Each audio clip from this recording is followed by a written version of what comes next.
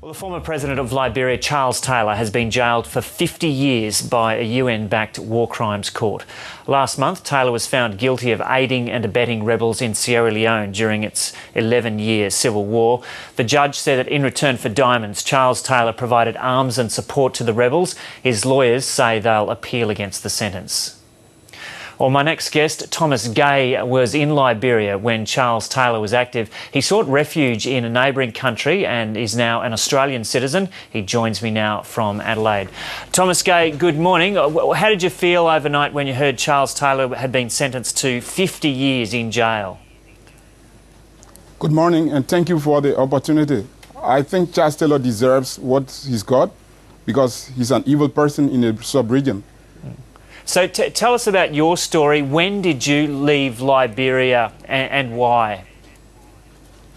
I left Liberia in September of 1990 because the city of Monrovia, where I was besieged by the rebels. And when I ventured out to find food, there was one of Charles Taylor's fighters called Prince Johnson, who had seized the port of Monrovia, where I had gone to find some food. And the president then was at the port at the same time, and a fight broke out. Prince Johnson and his men started to shoot the soldiers, and I happened to be one of those who was on the scene at the time. And I took refuge in an empty container, and when the fight was over, I was one of those who were evacuated from Monrovia at the time. So what was it like living there then? It was a nightmare.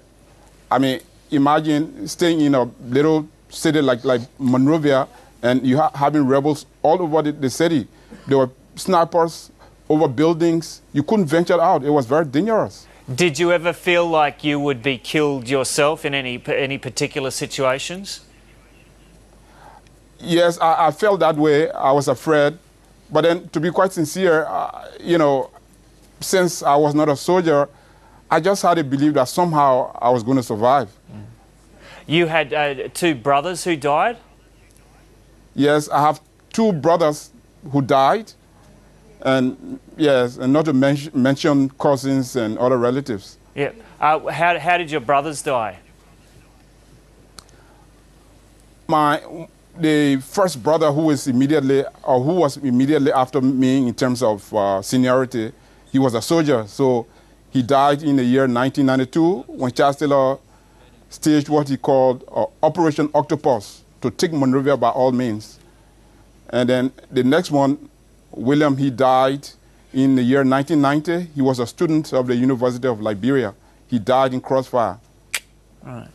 Were you aware of what was happening in Sierra Leone at the time as well? Because these charges that Charles Taylor was sentenced for overnight was for his actions in Sierra Leone.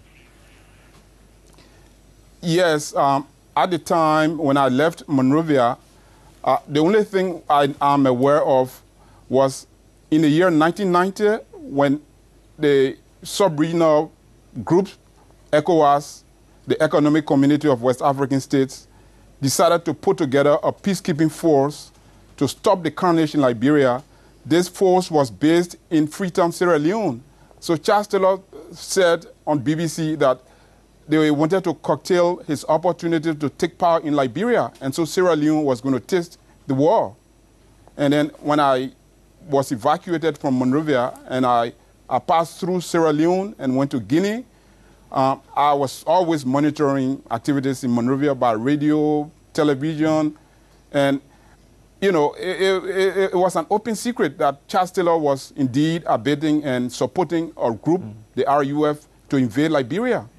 So do you think Charles Taylor should be prosecuted as well for what was going on in Liberia as opposed to Sierra Leone? Yes, I think so. But to be quite sincere, I think it would be a waste of time and resources. No matter how he's found guilty or in prison, the fact is he's now behind bars. So personally, he's of no danger to us anymore. The only problem I have, and for which I think many Liberians are hurting also, is that even the Liberian war, there were people who abetted and aided in launching the Liberian war. For example, the president of Burkina Faso, he said on the BBC that he gave Charles Taylor some troops to invade Liberia.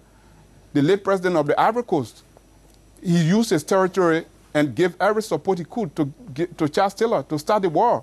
Why aren't these people being tried? Okay, the late president, he's gone, but Blaise Compaoré, the president of Burkina Faso, he's still there. And besides, there are many prominent Liberians who are even now in the Liberian government who gave financial aid. I mean, these things are open. They are international records, you know, that people have, and nothing is happening about it. But are people still afraid to speak out in Liberia right now? Yes, people are afraid. I mean, there's no more war.